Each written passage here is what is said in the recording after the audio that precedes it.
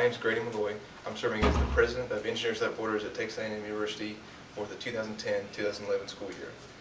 This is an interview about, graduating seniors. I'm graduating in May, and I'm going to work for Apache Corporation as a oil company. I studied petroleum engineering at A&M, and really being involved in Engineers Without Borders has really helped me out through the whole process of school. I got involved about 2.5 years ago, and through being a member, through being a project leader and VP and president, I've gotten experience in communication and delegating management work and all sorts of things. It's been fantastic.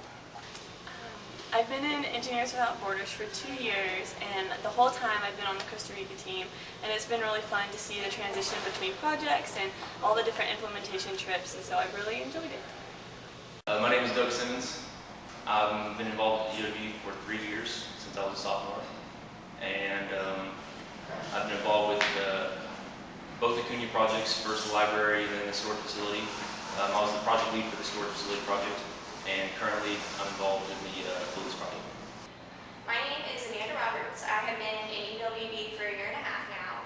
I was on the Costa Rica team last year, working on the roof, and this year I was an officer as the internal communication coordinator. Hey y'all, my name is Deanna Gregorian, and I've been with EWB for about 2.5 years, and I've been working on the Costa Rica project.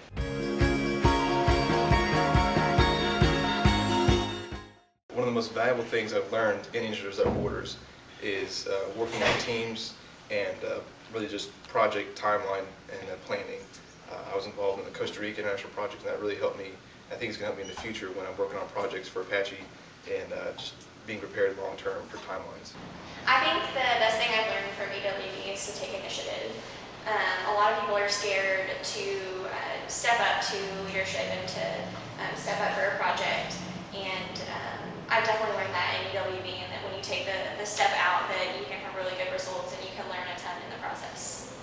I'm actually not an engineering major, I'm an education major, and I'm planning on going to grad school to get a degree in Christian education so I can do youth ministry. And I've still learned so much from Engineers Without Borders. Like, you really need to meet people where they are, because if you're not on their level and they don't know that you care about them, then you really can't help them even if you're trying to. Best thing I learned from EWB is just project management and how to lead a team of students to get a project done. I was project lead for 1.5 years and came into the position without any prior experience, so everything was new, and it was just one continuous learning process. Learn from other people, learn from my own mistakes, and I've got a lot more to learn about that stuff, but it was a 1.5 years of very valuable experience that I can use later on. How to work on a team, I think that was really great, because I think since all of us believed in the project, it made it so much easier to work as a group and come together and share ideas.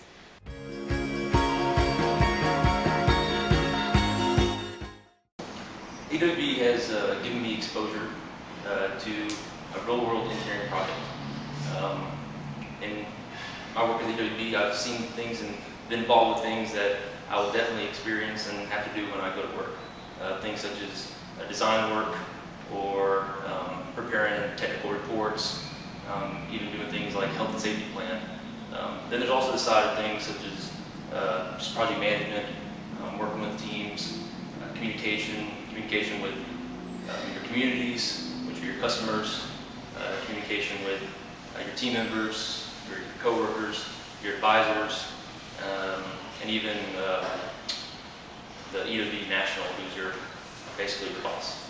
I mean, from my experience in the interviewing processes, every interview that I've had has asked me, oh, tell me about Engineers Without Borders, tell me what you did. So I think a lot of them have, when they see that they have that relevant engineering experience, they like that, especially because they see that you do it at the same time when you're taking engineering classes, when you're working, things like that, so it looks really good. Being involved in EWB also gave me a lot of communication skills through presenting I have a lot of experience in presenting, and that really helped me out in several internships I had presenting to management at Apache Corporation. That's really going to help me in the future as well. Being in Engineers Without Borders definitely helps me find a job. I have had people specifically ask me about it in interviews, and I can talk a lot about it, and I have a lot of really great examples of stuff that employers are looking for. I know that my bosses in the past have asked me about EWB, and it's something that really shows that you are willing to take extra time out of your day to work on stuff for other people that may not necessarily impact you,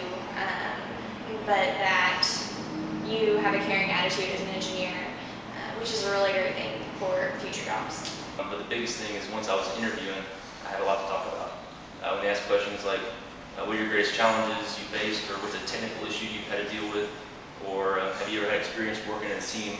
You know, all these things I very easily could answer with my experience in EWB.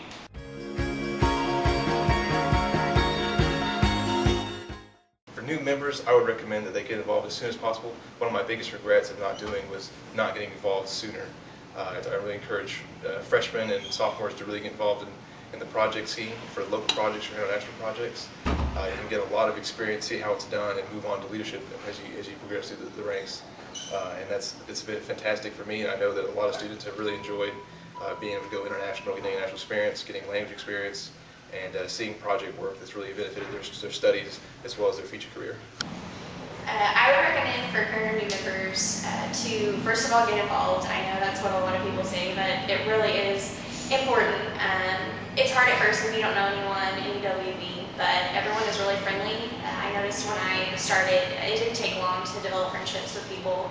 I think also being an officer is a really great way to get involved. It allows you to see more aspects of the organization and to also take on more leadership and be able to apply your ideas and your skills in ways that benefit the whole group.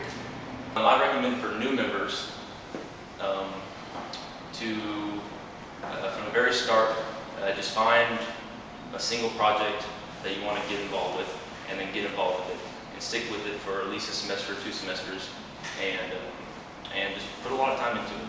The more time you put into it, the more you'll get out of it, and the more you'll enjoy the experience. One funny story is when we were in Costa Rica and I missed the date entirely for going back, and we had to pay for new tickets. So the first time we had an implementation trip in Costa Rica, Kate, Emery, and I were staying with a family that had a daughter who was, I think, 21, 22, and she was married to a 40-year-old man, and she was telling us that, and that she was pregnant. And for those of you who don't know, saying I'm pregnant in Spanish is estoy embarazada, which sounds a lot like embarrassed in English, which is what Kate thought she said. And so that was a little bit of an awkward situation, but once we got straightened out, it was pretty amusing, and we still make fun of Kate to this day. Me and Caitlin were with the same family, and they were really great to have a big family, and they did not speak any English. We didn't speak any Spanish, so during dinner time we just sit there with a dictionary trying to teach him like words and trying to understand what they were saying and pointing. And then I think the first or second day we were there, they made us cheeseburgers because they thought that that's something we would enjoy, and we wanted to eat like ethnic food, you know, rice and beans.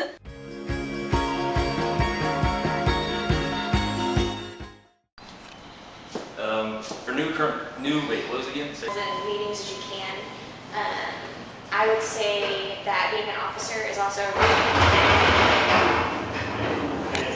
Future as well. Also, let's see, I guess we can just cut that part, whatever. What is one thing you regretted not doing in EWB?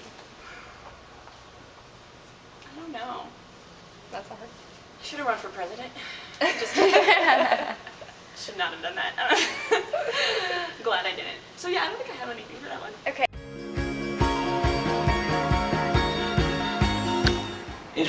Engineers Without Borders, TAMU, is a fantastic organization, and in my 3 years here, we went from having a single project and some local projects to multiple projects having been completed, multiple currently going on, and a lot of other local projects too.